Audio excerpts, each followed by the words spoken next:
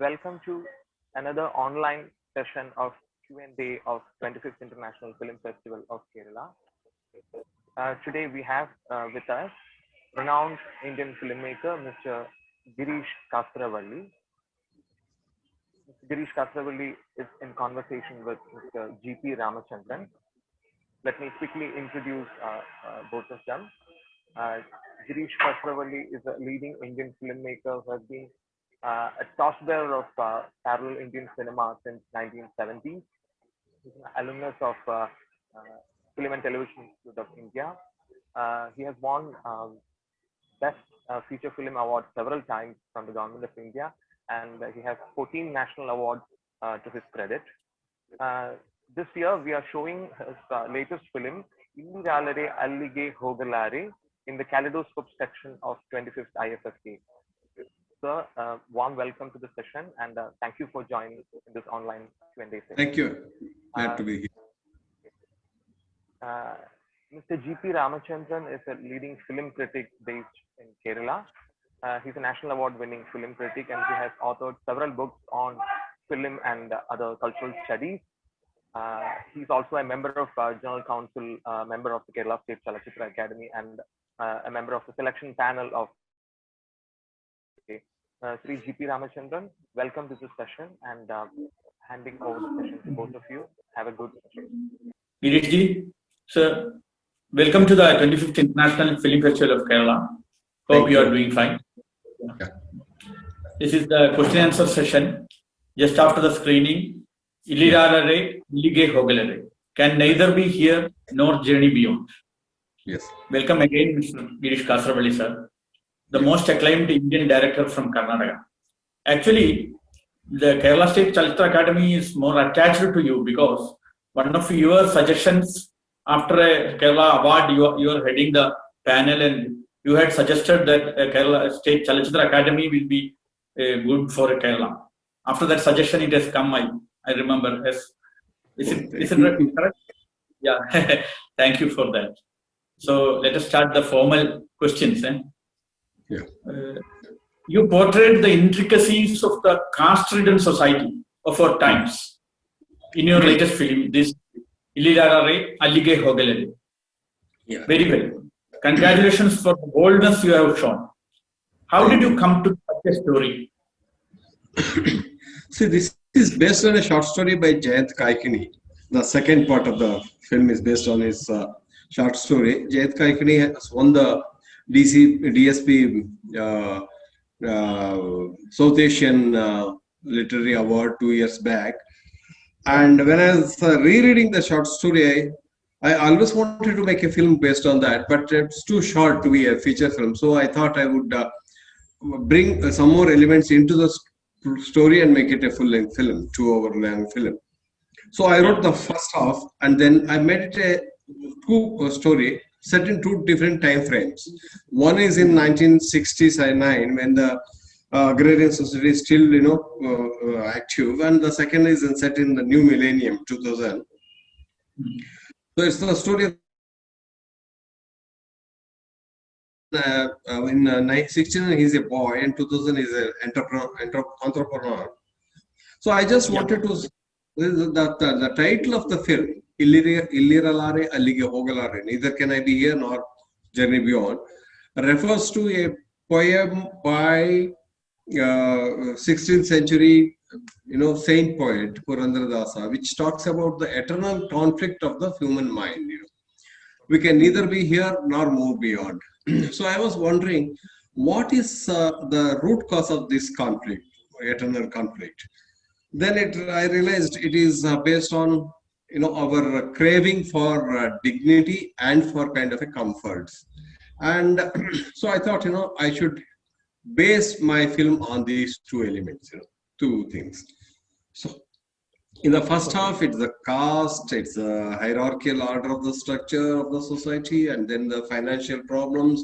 So he's yearning to move beyond, to go to other place. But once he reaches the city and he becomes a very successful entrepreneur, he's longing for the village, the kind of intimacy that he had in the village atmosphere. So this is the eternal conflict of the human mind. We want to achieve the material comfort as well as the dignity, as well as the kind of a peace of mind.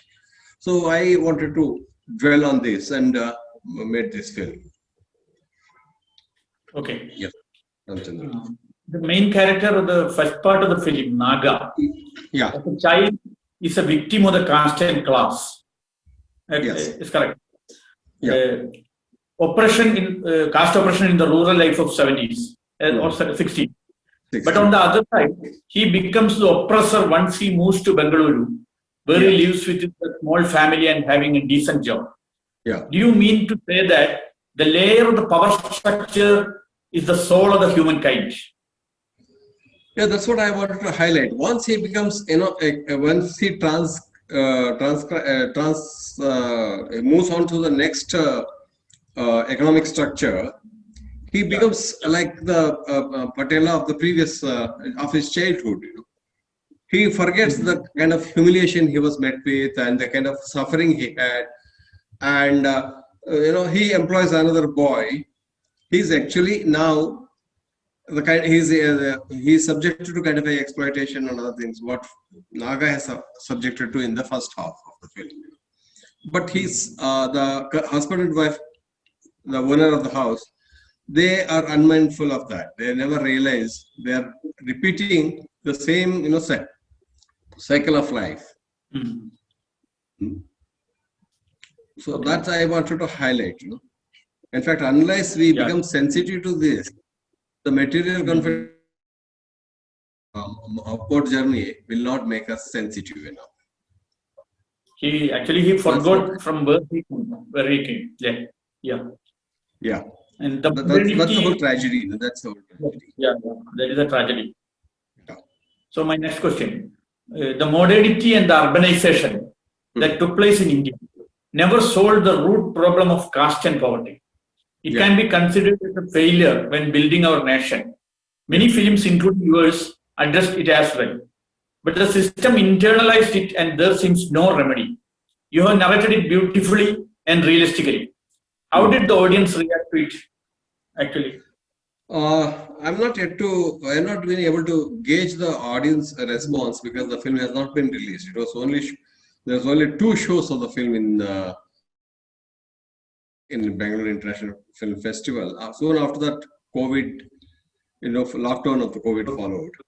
So we are yet to release the film and yet to get the feedback from the audience. I'm very keen to know how the audience react to this. Especially people who have who are oppressed in their childhood and they become slightly successful entrepreneur. And do they do this self-analysis after watching the film? I am very curious to know that. So it will be released soon, or you are planning to release it? Yeah, it all depends on how the state governments open the theater. Do they give the permission? If the audience start coming to the film hall and all that? So I'm not I can't really say that right now. Actually, in Karnataka, theaters are not open yet. Not fully open. Okay. So my next question: Naga's character is split into an escapee and an offender, but you did not elaborate the complexities. Instead, you introduced a new boy, Punda, that is Pundalika, who is living like a slave in Naga's house. Is it a glorification of victimhood? Trying to say is that attitude towards a boy like Naga or boy like Punda hasn't changed much. See, Naga has suffered in his childhood, but when in the urban setup, when he's a successful man, he again hires another boy, Punda. So the exploitation of the child labor and children hasn't changed much, whether be it rural structure or urban structure. I wouldn't say it's a glorification, but I am trying to focus my attention on this slightly sensitive issue. Are we really caring for the children Are we really addressing to their problems? I just wanted to talk about it. The denial of the child life also. They are denied of their student life, everything. Naga is partly in student life, but Punda is totally denied it. Yeah. Yeah. That's a very sad, especially in the urban domestic helps. Many of the, young boys and girls who get adopted in the urban household have this kind of a problem. I just wanted to address that. We only think in terms of, that they're being paid the monthly salary, so it helps the poor parent in the family, in the rural family and all that. But we don't realize how are we curtailing the spirit of this particular boy or girl. Yeah. Actually, that's why you have the contrast between Pinky and Punda. Though they are very attached to each other, but the kind of comforts they get in life quite different. Yeah. What I was trying to say is that you see, at least in urban, in a rural setup, Naga knew who are the people who are oppressing him, who are the people who are transgressing his freedom. But in the urban setup, in the contemporary setup, you don't even know. That is a tragedy with that's a kind of a problem that we face in the corporate world. We don't know who are the people who are pressing us, who are stampeding on us. Yeah. And the minute details, such as the relation of nature, story narration, etc., with this boy's victim, are fascinating. Does that show life within life? Yeah. Because the nature and everything there. Yeah. In fact, I wanted to highlight that in the first half, the Naga is subjected to a lot many exploitation and all that. But the relationship with his surrounding, like the nature, the river, the boat, is organic. Whereas in the second half, Punda has all the comforts, like he is given food, he is taken care of, but there is no contact with the real world because he's there in the house and he's not allowed to go out and react the way how Naga, the younger boy Naga, is able to do it. So I wanted to bring this contrast. You have a nature and the beauty there. Here in the second half, you have artificial, but yet it is beautiful. But at the same time, it's also suffocating for the boy. Yeah. But you developed some imagination part. Actually, he is imagining this. Punda is imagining some stories, and he has. That's very beautiful. All those images come from his background. From like he talks about his village. He talks about the river, the sea. He talks about water, flower, and all that, which he doesn't see it in urban landscape.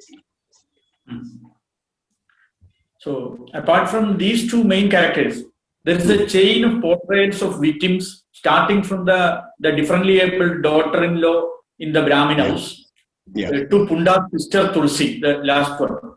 Right. This neglected section of society cannot be excluded in any manner when building our life, culture, and nation. The power hierarchy has made them invisible. Is that what you wanted to describe? Yeah, I wanted to throw light on those elements also, because it's not only the story of Naga the boy and the Punda the boy. It's also the story of Sita, the handicapped widow, and Tulsi in the second half.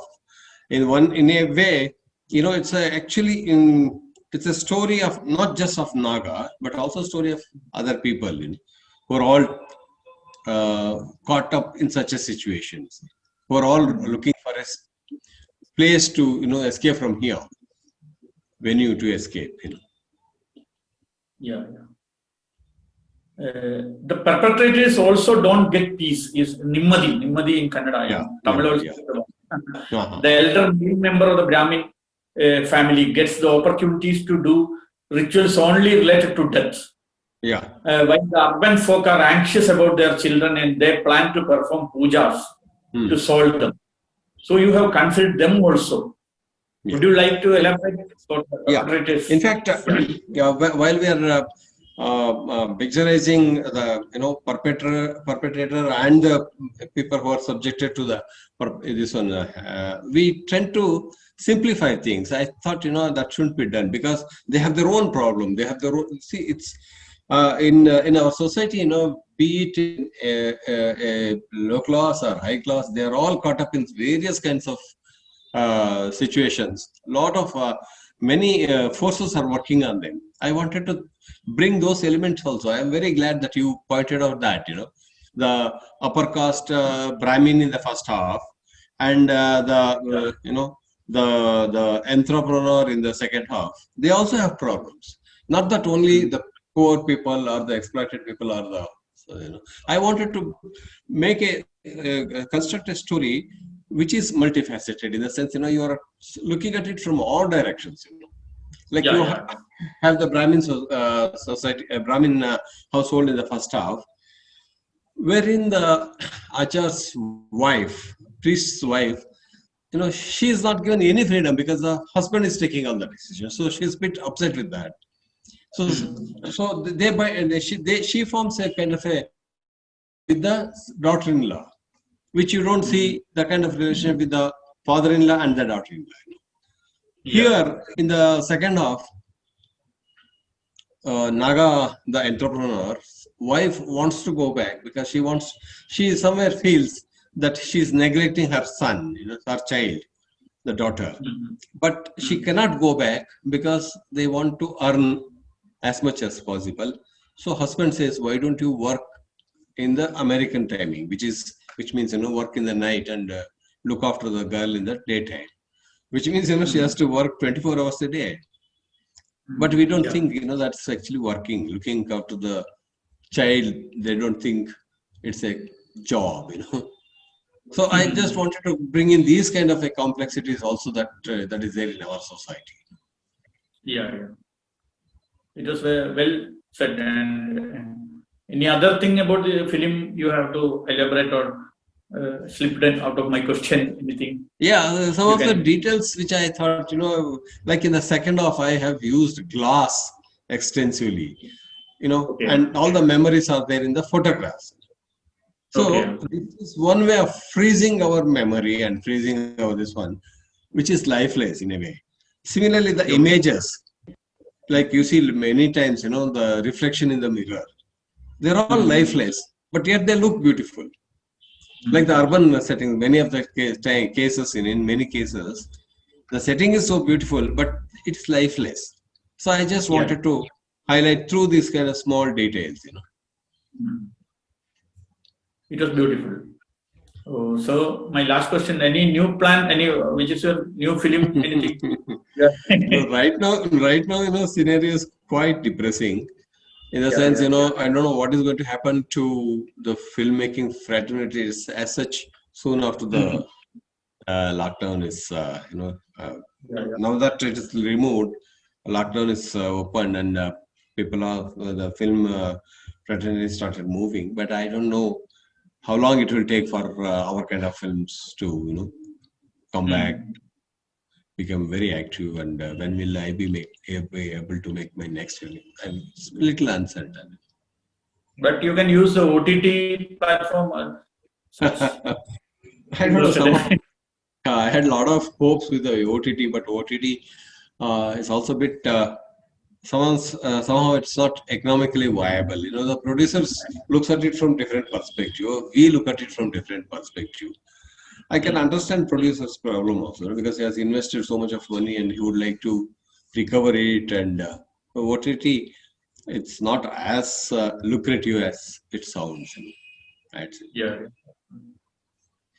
So thank you very much, Mr. Girish Kasarwalli, sir, for attending this question and answer session of 25th International Film Festival of Kerala. Thank you very much on behalf of Chalachitra Academy and on my personal behalf. Thank you. Thank you, Ramchandran, for giving me this opportunity to interact with the audience in the absence of a live interaction. At least this would substitute that, it gives me an opportunity to interact with my audience, and audience would probably get an opportunity to understand the filmmakers, what was he trying to do and all that. So thank you for beautiful questions. Thanks. I also thank Kerala Chalachitra Academy's efforts to organizing this 25th International Film Festival and give me this opportunity. Thank you very much. Thank you.